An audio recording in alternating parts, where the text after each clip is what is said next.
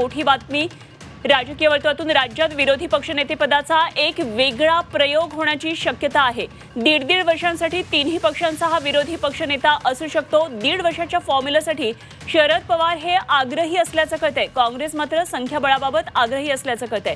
राज्यात विरोधी पक्षनेतेपदाचा हा वेगळा प्रयोग होऊ शकतो।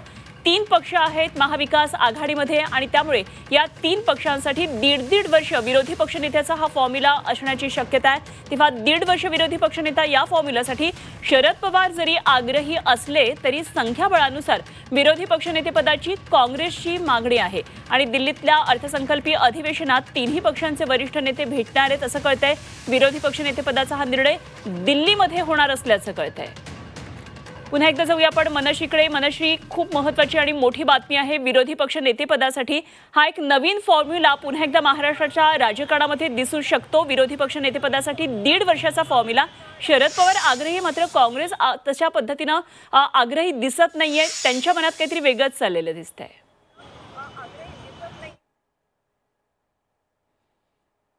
नक्की आपण बघितलं तर विरोधी पक्षनेते पदासाठी एक नवा फॉर्म्युला वापरला जावा अशा प्रकारची माहिती आता समोर येते। खुद्द शरद पवारांची ही इच्छा आहे। शरद पवार त्या पद्धतीचा प्रस्ताव मांडू इच्छितात अशी सुद्धा माहिती सूत्रांकडून मिळते की हा फॉर्म्युला कसा असेल तर 3 पक्षांमध्ये हे विरोधी पक्षनेते पद वाटलं जाईल आणि 1.5 वर्ष अशा पद्धतीने ते वाटलं जाईल। त्याच्यामुळे तिन्ही पक्षांना जवळपास समान संधी मिळेल विरोधी पक्षनेते पद भूषवण्याची, तशा पद्धतीने काम करण्याची।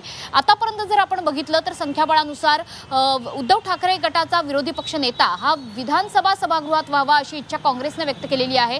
काँग्रेसची अशी इच्छा आहे की विधान परिषदेत काँग्रेसचा आणि ठाकरे गटाचा खालच्या सभागृहात म्हणजे विधानसभेमध्ये ठाकरे गटाचा विरोधी पक्ष नेता असावा। मात्र यामध्ये या फॉर्म्युलामध्ये कुठेही राष्ट्रवादी शरदचंद्र गटाला स्थान मिळत नाहीये। त्याच्यामुळे पवार गटाला कुठेही स्थान मिळत नसल्याने अशा पद्धतीची चर्चा आता जोर धरू लागली, अशा पद्धतीची मागणी जोर धरू लागलेली आहे की तिन्ही पक्षांमध्ये समसमान वाटप केलं जावं, समसमान कालावधीचं हे वाटप व्हावं आणि 1.5 वर्ष अशा पद्धतीने विरोधी पक्ष नेतेपदाचा फॉर्म्युला असावा।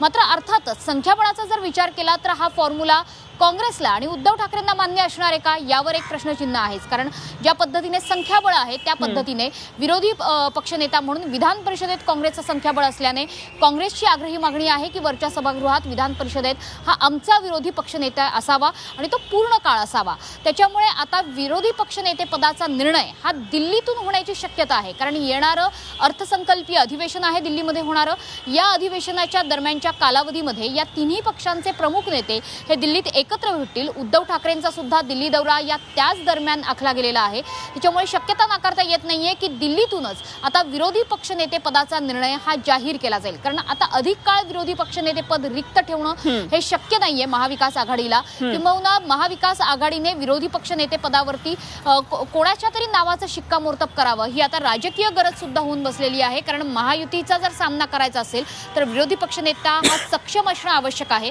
आणि त्यानुसारच आता तिन्ही पक्षांमध्ये मिळून हे ठरवण्याची वेळ आलेली आहे की विरोधी पक्षनेता कोण असेल।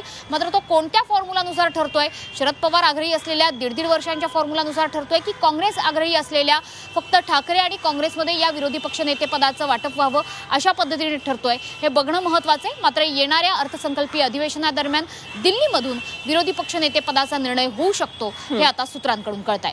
ठीक आहे मनश्री, धन्यवाद दिलेल्या या सगळ्या सविस्तर तपशिलांसाठी। मनश्री पाठक आमच्या प्रतिनिधी आपल्या बरोबर होते।